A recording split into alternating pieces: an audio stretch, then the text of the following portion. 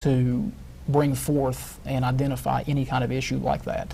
You know, there are some that believe that for-profit higher education, it's all about the money, it's all about the profit, it's all about getting students through the door, getting students to fill out a bunch of requests for federal aid or other grants, that type of thing, so that they can get the money and get them in, and may not really provide a really rigorous, you know, education.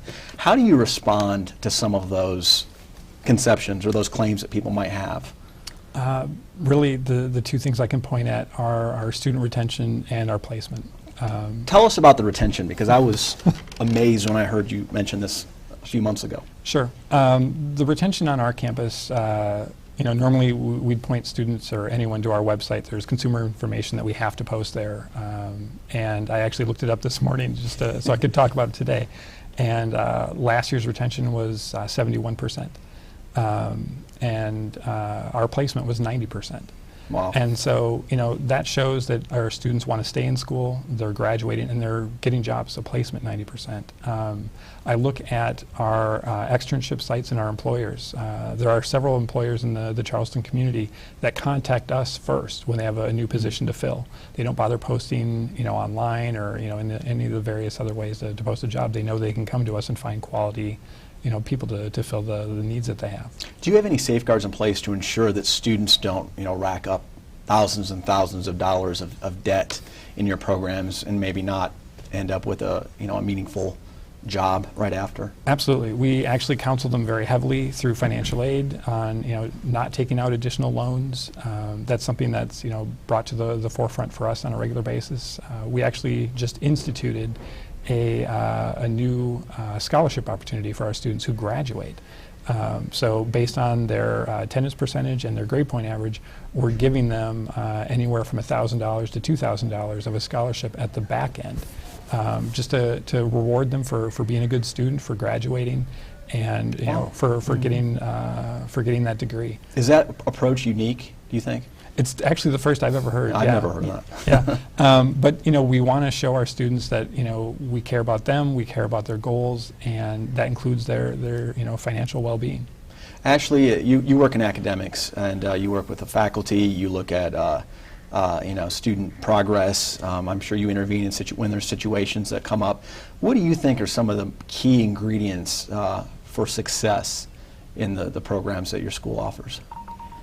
The main ingredients that we offer, and if I can take a minute to kind of reinforce what Eric said, because we, right now nationally, for the first time ever, student loan debt has surpassed individual household credit card debt.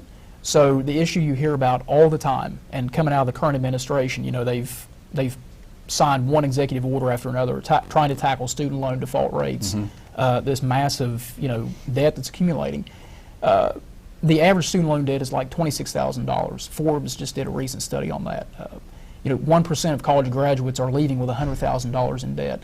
When I was in school, there were no incentives. There was never, why don't you pay as you go? There was no one really talking to me about this massive debt that I would accumulate. So I think it's a huge hats off to what our college is doing and our colleges in this system for that. Now, as far as to your original question about the successes, you know, we try to make sure that, and I was saying this earlier, that faculty are on board with the changing teaching model, because students have different learning styles. We're all different. And, you know, the old saying is, if you lecture for anywhere over 20 minutes on this level, you lose them. So they're always up to date. We have a healthy variety of those in-services like you were a part of, where we go over different strategies to implement in the classroom. And our faculty do a great job of identifying issues that they can immediately respond to and report back to me. One of the things that we do at our college, we're on the phone every day when a student misses. I'm on the phone. I mean, they're getting a call from their dean, from instructors, from various personnel at the school, just checking on them. You know, we're big on social media. So we try to keep this constant engagement from everyone in admin to administrative to faculty. Everyone's involved. So it's kind of an all hands on deck approach, because we generally care. I mean, we are compassionate to the student, and we understand life happens, so we want to make sure that we're always working through issues.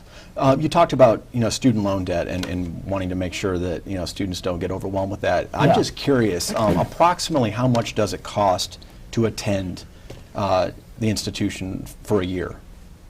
It's really not broken up by year. Okay. An associate degree, with full tuition and books and fees, which we actually all lump together for the student, is about $25,000. Okay. But that's total cost. The actual cost of the student is much less than that. Sure. Now, what percentage of your students receive some type of aid? The vast majority do. Do they? Yep. Okay. And actually, the one other statistic that I looked up this morning was, cohort default rate. The default rates of students not paying back their loans. That's usually considered an indication of, success, or whether or not the student sees value in the education that they received. And West Virginia Junior College, they were just published recently. We are at 6.5%. Default rate. The national average is 13. Actually, it's over 13. I think 13.7. And for the state of West Virginia, it's even higher than that. It's closer to 17%. So, the fact that our students are paying back their loans, they're getting jobs, it shows that, we're providing the service that, they were looking for. Mm-hmm. There are a lot of different types of approaches to education, to higher education, as we talked about today. One approach is the traditional four-year liberal arts program. Another is more of a vocational emphasis, as in what you offer at your institution. Some might say that the proprietary approach to higher education maybe doesn't engage, multidisciplinary learning or an emphasis upon theory. Is it just about, practical education? Is it just about being able to achieve, certain abilities to perform a job function, or do you engage in some of those bigger questions? For example, do students learn ethics in your programs? Yep. Each of the programs has, basically three components, or what we consider three components. There's the core courses, which are focused mainly on just that one career area. There's general classes, introduction to computers, student success, how to use some of the Word, Excel, some of those classes. And then we also have general education courses for most of our programs. And so, the students are getting a full associate degree. It gives them a well-rounded education. And if there's material that needs to be covered, such as ethics, for medical, legal, dental. Certainly that's a core part of the curriculum, because they're going to need to have those skills to be successful in the job.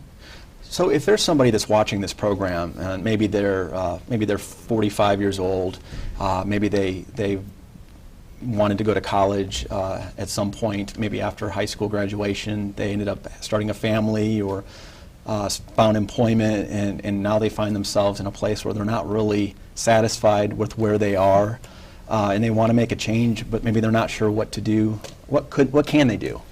Well, certainly go back to school is a great option. And you should definitely call West Virginia Junior College. You've basically just described our average student. Yeah. Okay. Like Ashley said, we do have a number of students that come directly out of high school, knowing exactly the career that they want to go into, and they want to, get on the ground and working as soon as possible. And, a short 18-month program certainly gives them that opportunity.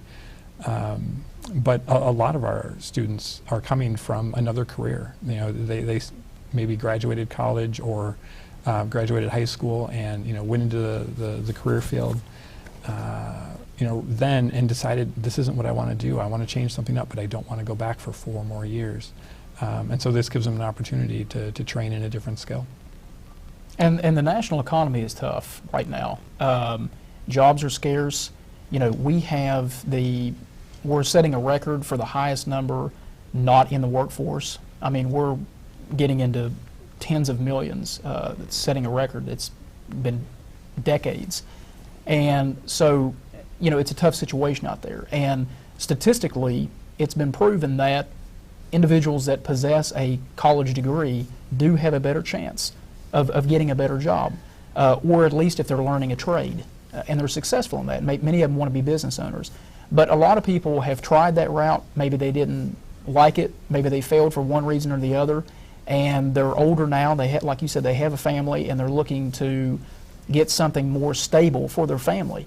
In a shaky economy, right now it's hard to beat IT and medical. I mean, it just right now it's a very good option to take, and a lot of people are choosing that route. Well, as I said before, I was very impressed by what I saw when I got to be a visitor at your institution. You guys are doing some really exciting things, and I appreciate the opportunity today to answer some questions that I've had about proprietary post-secondary education. Thank you very much, Eric and Ashley, for joining me on this program today, and thank you for watching ICF Insights. Please join us again on a future program.